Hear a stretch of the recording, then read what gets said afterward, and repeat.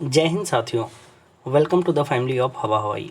आइए current affair को अपने ही अनुभव से लिंक करके ऐसे याद कर लेते हैं कि दोबारा रिवीजन ही ना करना पड़े। मैं इसलिए बोल रहा हूँ दोबारा ना रिवीजन करना पड़े क्योंकि अनुभव जो है जब तक सांसें चलती हैं तब तक अपने साथ बना रहता, अनुभव कभी भुलाया नहीं जाता। तो वैसे ये क्लास भी नहीं भुलाई जाएगी। देखिए कैसे, ऐसे जब पूछेगा लाडली बहन योजना किस राज्य में प्रारंभ की गई? आंसर है मध्य प्रदेश। देखिए लाडली बहन, जो लाडली बहन होती है वो सबसे मध्य में रहती है। अब आपको फील क्या करना है, अगर आपकी जो बहन है, एक बहन है, तो वो बहुत लाडली रहती हैं। वो भाइयों को मध्य में रहती हैं, भाइयों क्या परिवार के मध्य में रहती हैं। ये तो आपका अनुभव है ना, आपने फील किया होगा, आपकी बहन जो है आपके मध्य में रहती होगी। तो ये क्वेश्चन आपका हो गया। बताइए, अब जब लाडली बहन आएगा तो आपका दिमाग तुरंत कहेगा कि नहीं, हाँ मेरी बहन मेरे मध्य में रहती है। और 28 राज्य में एक ही राज्य में मध्य आता है, वो है मध्य प्रदेश। ऑप्शन में रहेगा मध्य प्रदेश। आप ठीक कर देंगे। अब आप इस क्वेश्चन को भूल के दिखाइए, कभी नहीं भूल पाएंगे। ऐसे ही नेक्स्ट क्वेश्चन देखिए, हाल ही में किसके द्वारा लिखित पुस्तक Kathakali dance theatre a visual narrative of second Indian मुहिम का विमोचन किया है? आंसर है के गोपाल कृष्णन। देखिए इतना बड़ा नाम है, आपको याद रहेगा? नहीं याद रहेगा। बताइए, Kathakali dance theatre a visual narrative of second Indian मुहिम्स। अब हमको इसमें पूरा नाम नहीं याद करना है।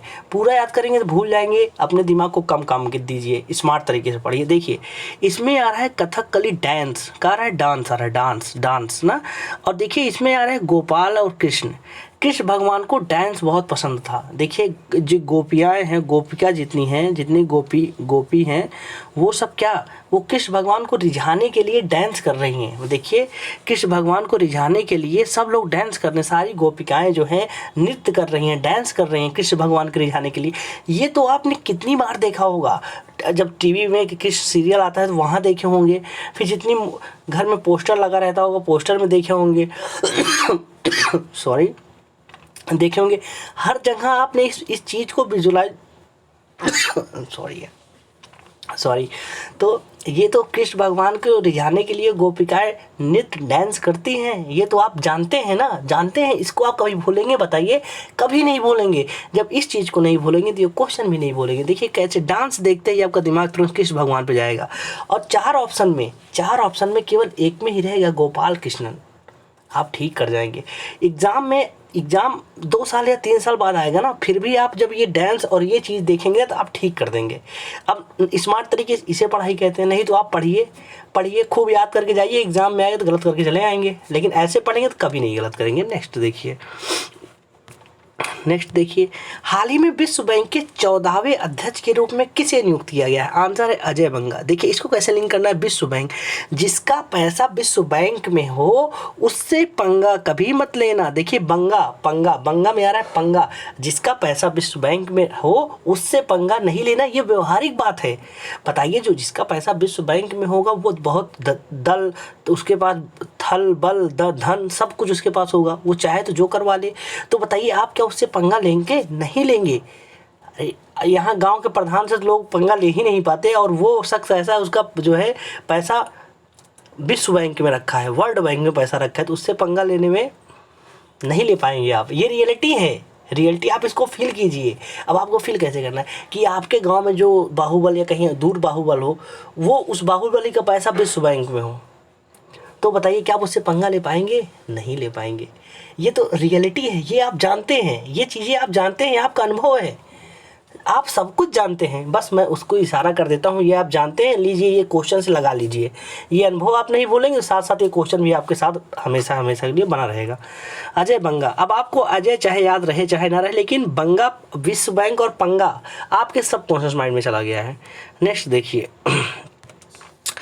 हाल ही में संयुक्त राष्ट्र महासभा के 78वें अध्यक्ष के रूप में किसे चुना गया? आंसर है डेनिस फ्रांसिस। देखिए संयुक्त राष्ट्र महासभा यूएनओ में उसकी अध्यक्षता करना बहुत मुश्किल काम होता है। यहाँ देखिए अपने संसद भवन में कितना जो अध्यक्ष स्पीकर साहब होते हैं वो सबको समाते हैं, आप बैठ जाइए आप बोलिए, मतलब उनका जो है मतलब मुंह दर्द करने लगता है बैठ समझाते। तो इतनी बड़ी संस्था संयुक्त राष्ट्र, उसका अध्यक्ष तो कोई बनना नहीं चाहता। आप फील कीजिए, कोई बनना नहीं चाहता यार, क्या मतलब वहाँ जाएँ, पता चले जिसके हम पक्ष में बोलेंगे वो अमेरिका के पक्ष में बोल देंगे, रूस गुस्सा हो जाएगा, इंडिया के पक्ष में बोल देंगे पाकिस्तान गुस्सा हो जाएगा, चाइना गुस्सा हो जाएगा।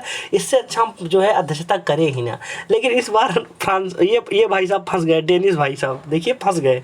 इनको सबने इनको कह दिया कि भैया आप ही अध्यक्ष बनिए। अब जब सब बोल रहे हैं तो इनको मजबूरी बस बनना पड़ा, लेकिन ये फंस चुके हैं। देखिए फ्रांसिस में फंस।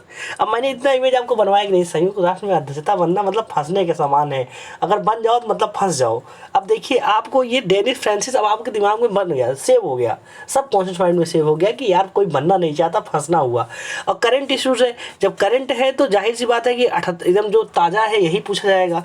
तो अध्यक्ष रहेगा यूएनओ, ऑप्शन में डेनिस फ्रांसिस रहेगा। तो हमने किस तरीके से लिंक कराया, फंस गए हैं भैया, अध्यक्ष नहीं बनना चाहते थे, हो गया ऐसे। नेक्स्ट देखिए अरब सागर में हाल ही में बनने वाला चक्रवात बिपरजॉय का नाम किस देश के द्वारा दिया गया, बताइए। बांग्लादेश। देखिए बिपरजॉय, जॉय में आ रहा है इंजॉय, देखिए जॉय में आ रहा है इंजॉय। इंजॉय कहाँ करेंगे, बंगले में करेंगे। देखिए बांग्लादेश में आ रहा है बंगला, देखिए बंगला और इंजॉय, इंजॉय बंगले में करना है। देखिए ये बंगला ही तो है ना, ये बंगला ही तो है। देखिए सब लोग कितना इंजॉय कर रहे हैं ना, इंजॉय कर रहे हैं, बंगले में इंजॉय किया जाता है। अब देखिए आपको फील क्या करना है, बताइए। जिसका घर टूटा रहेगा, बारिश होगा, छप्पर से पानी ज़मीन पे चुएगा, जहाँ खाना बना रही है वहाँ पानी चुएगा, तो क्या वो इंजॉय कर पाएंगे, नहीं। इंजॉय बारिश का कौन कर पाता है, जो बंगले में रहता है, बंगले में से बैठा है, सब पकौड़ी और सब कुछ छन छन के आ रहा है, खा रहा है, इंजॉय कर रहा है, और बाहर को जो बारिश का फुहारा आ रहा है वो मुंह पे लग रहा है, फील कर रहा है।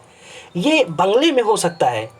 आप कच्चे घर में आप ये जो है इंजॉय नहीं कर सकते। देखिए आपको फील करना है, बताइएगा। ये जब मैं बता रहा हूँ तो आपको फील करना है, एकदम आपको विजुअलाइज करना है। जैसे होता क्या है, आपको क्या लगता है कि हमारा दिमाग जो है याद नहीं कर पाता, गलत आप सोचते हैं। सोचिए मूवी आप एक बार देखते हैं, लेकिन वो मूवी एक बार देखेंगे और सालों साल तक एक एक कैरेक्टर आपको याद रहता है, एक एक इंसिडेंट याद रहता है। दिमाग तो आपका वही है, लेकिन पढ़ाई 100 बार रिवीजन करेंगे, फिर भी एग्जाम में जाएंगे तो गलत करके चले आएंगे। क्यों, आपके दिमाग में गड़बड़ी है? नहीं, आपके पढ़ने के तरीके में गलती है। आपने उसको विजुअलाइज किया, फील किया, और पढ़ाई को केवल पढ़ा। तो हमने जिस तरीके से मूवी को आपने फील किया, उसी विजुअलाइजेशन को हम आपके करंट अफेयर में ला दिए कि लो अब भूल कर दिखाओ, इसको याद करके नहीं, भूल कर दिखाओ। आप चाहेंगे भी तो नहीं भूल पाएंगे। जैसे आप कोई मूवी देखिए, आप बहुत पहले देखे रहिए और फिर 10 साल बाद भी देखिए ना, मूवी 10 साल बाद भी देखिए तो देखते ही याद आ जाता, अच्छा इसमें ये है, मैं देखे थे, हम देखे थे कभी। ऐसे ये क्लास भी है, एग्जाम में जब आएंगे जब देखेंगे, अरे ये तो हम कभी पढ़े थे, कब पढ़े थे हमको नहीं पता, लेकिन हम कभी पढ़े थे और हम गलत नहीं करेंगे।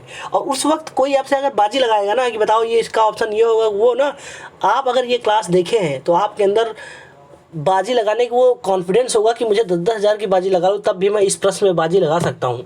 आपने 5 साल पहले पढ़ा था, लेकिन तब भी वहाँ जाकर ठीक कर देंगे। ये है खास बात इस क्लास की कि एक बार पढ़िए, दोबारा रिवीजन करिए ही ना।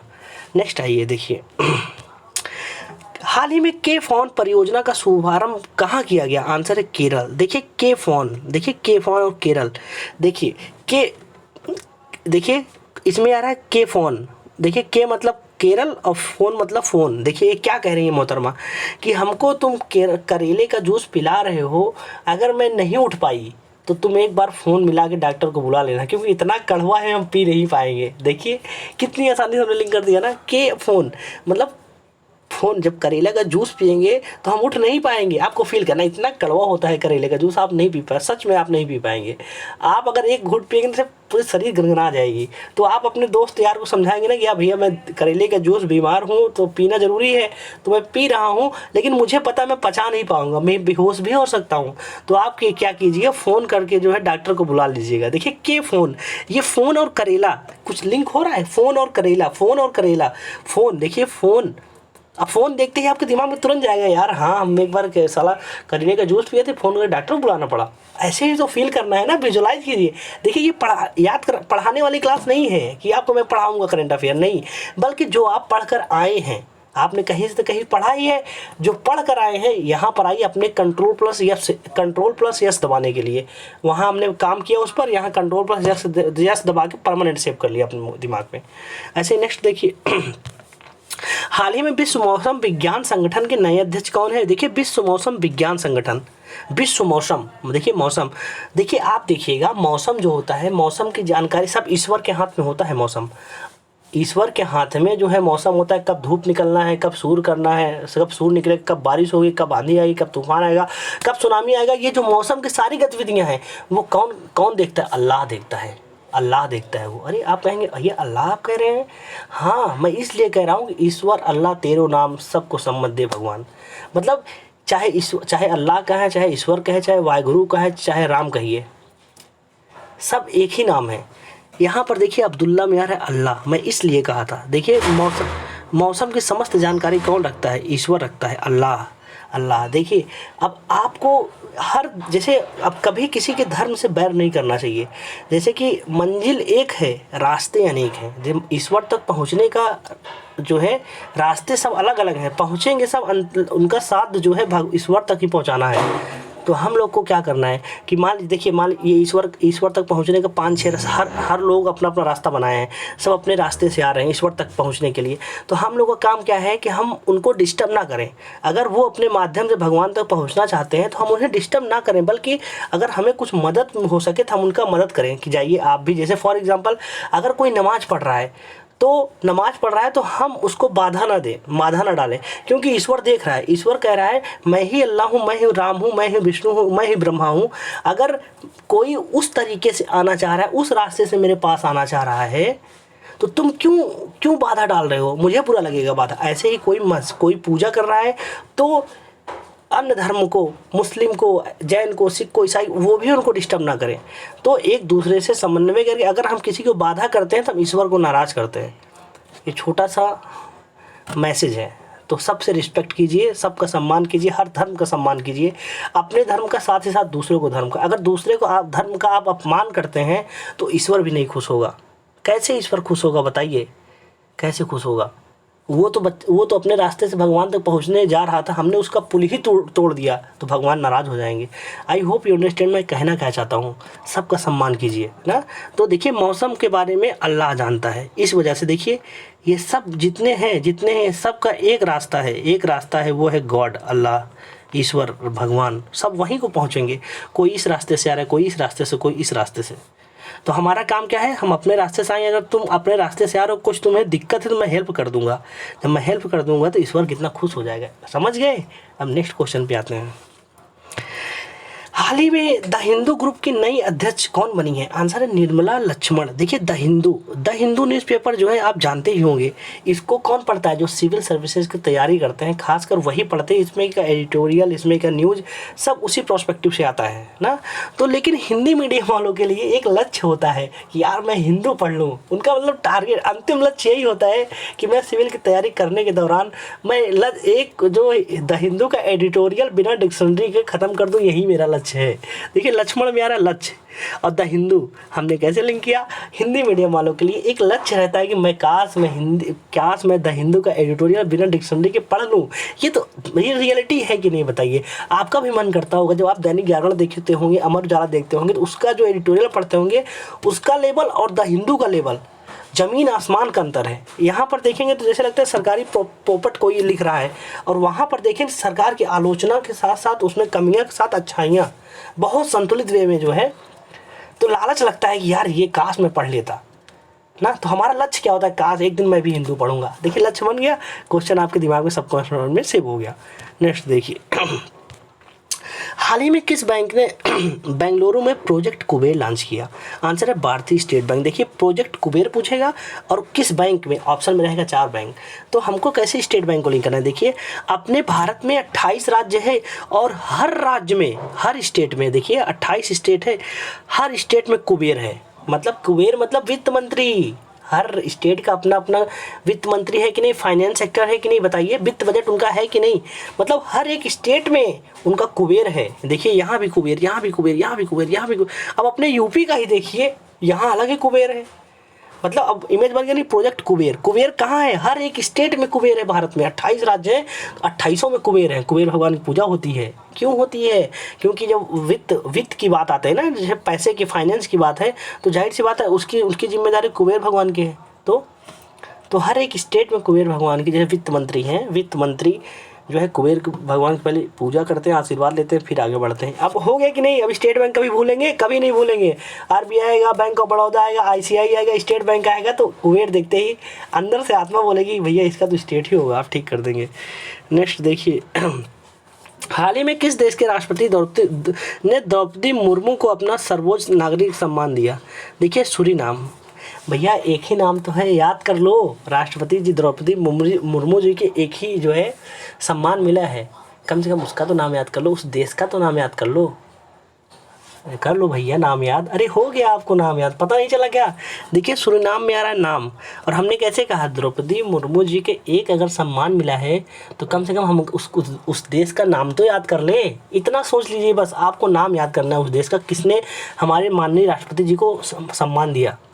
आपको नाम याद करना है। क्या नाम याद करना है नहीं पता, हमको नाम याद करना है बस। नाम तो याद करना ही है। पेपर एग्जाम में जाएंगे नंबर पूछा जाएगा ना, तो अब याद हो गया नहीं सूरीनाम। अब सूरी उरी से एग्जाम में भूल सकते हैं आप, लेकिन नाम मैंने कैसे लिंक कराया कि नाम याद कर लो भैया, क्वेश्चन आएगा एग्जाम में, क्वेश्चन आएगा एग्जाम में, वेरी इंपॉर्टेंट है। जितने स्टार लगाना हो लगा लीजिए, वेरी इंपॉर्टेंट क्वेश्चन है, इसका नाम याद कर लीजिए। और आपको नाम याद हो चुका है, आपको पता भी नहीं चला। यही तो इस क्लास की खूबी है ना। बस आप क्लास को फील कीजिए, बस एंजॉय कीजिए, हंसते रहिए, मुस्कुराते रहिए, और करंट अफेयर को जीवन भर के लिए अपना बना लीजिए। पूरे यूट्यूब पर ऐसा कोई दावा नहीं करेगा एक बार पढ़ लीजिए दोबारा रिवीजन ना करिए। मैं कह रहा हूँ एक बार पढ़ लीजिए, दोबारा आवश्यकता लगे तब रिवीजन कीजिए। और हमको पता है कि आपको आवश्यकता ही नहीं पड़ेगी, क्योंकि ये क्लास आपके सब कॉन्शियस माइंड में सेव होगी। और सब कॉन्शियस माइंड की खास बात क्या है कि जीवन भर नहीं भूला था। नेक्स्ट देखिए, सारे क्वेश्चन हो गए। जब हम पढ़ाने लगते हैं तो हमको पता ही नहीं चलता, और इतनी जल्दी समय बीतता जब कि पता ही नहीं चलता। क्योंकि जब मैं पढ़ाता हूँ ना तो मैं फील करता हूँ, उस जगह में पहुँच जाता हूँ। अगर माँ की बहन की बात हो रही तो मैं घर पे चला जाता हूँ अपने मन को लेकर।